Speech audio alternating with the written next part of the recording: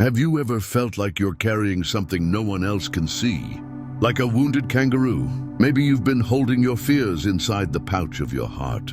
But today, God wants to teach you how to empty that weight and walk light again. If this message touches your heart, like it, share it with someone else who needs to let go of the past. And subscribe to this channel. Take a deep breath and come with me.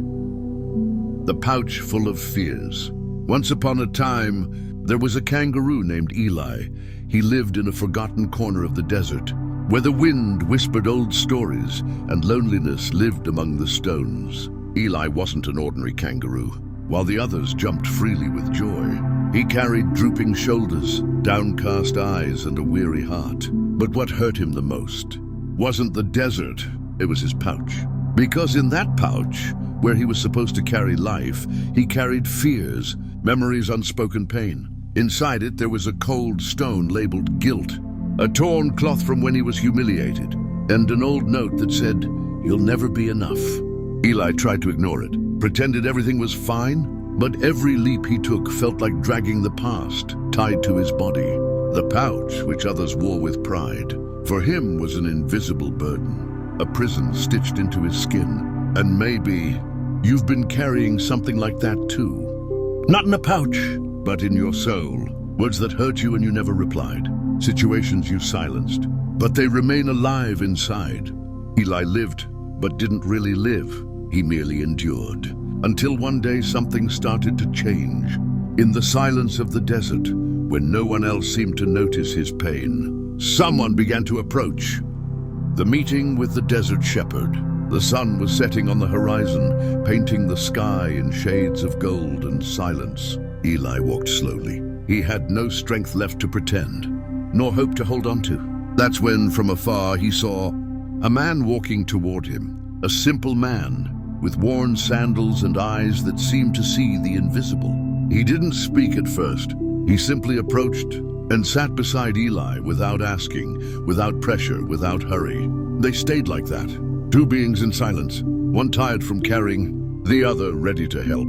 After a while, the man looked at Eli's pouch and spoke gently. "You've been carrying more than you should, haven't you?" Eli felt his eyes fill with tears. "But how do you know what's inside?" The man smiled. "Because I know all the pouches. I know all hearts, and what weighs you down. I've seen it in many others." Eli sighed. "I don't know how to let go of this. It's been with me so long. It feels like part of who I am." Then the man said something that touched his spirit.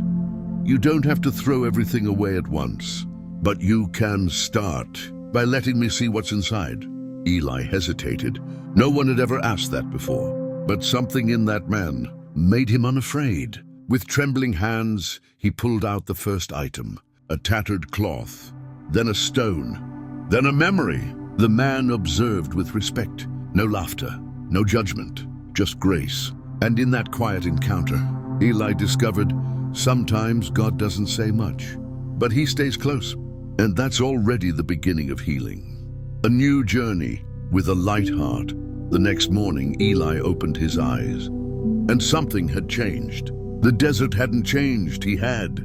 His feet touched the ground with lightness. His jump was steady, free, almost joyful. The pouch no longer weighed him down. On the contrary, it felt like it lifted him. Inside it were faith, hope, and love, and that was enough. Other animals began to notice. "Eli, you seem different. You look calmer, stronger. What happened?" And he just smiled. No need for long explanations, because true lightness shows in the eyes, the steps, the presence. When someone asked, "Did you get rid of your pouch?" Eli replied calmly, "No, I just emptied what I was never meant to carry. Now I carry what God gave me, to live and to share." He began walking among others with gentleness, listening more, judging less, teaching in love what he had learned in the silence of the desert. And so the one who once was bound by his pain became a guide to those who carried too much. Not because he was perfect, but because he let God touch what was invisible and turn the burden into a mission. Final message. Maybe you too have been carrying what no longer belongs to you. Maybe you've held fears, guilt, or past wounds. for so long that you forgot what it's like to live light. But listen, you don't have to keep living this way. Today, God invites you to do what Eli did. Open the pouch of your soul, show what hurts, and let Him transform it. If this story spoke to your heart, comment below, "Lord, I want to empty my pouch." Share it with someone who needs to breathe again. And subscribe to this channel for more messages that heal and uplift. You weren't made to carry burdens alone. You were made to live with purpose and lightness. And God is ready to walk with you. May He bless you. And see you in the next video.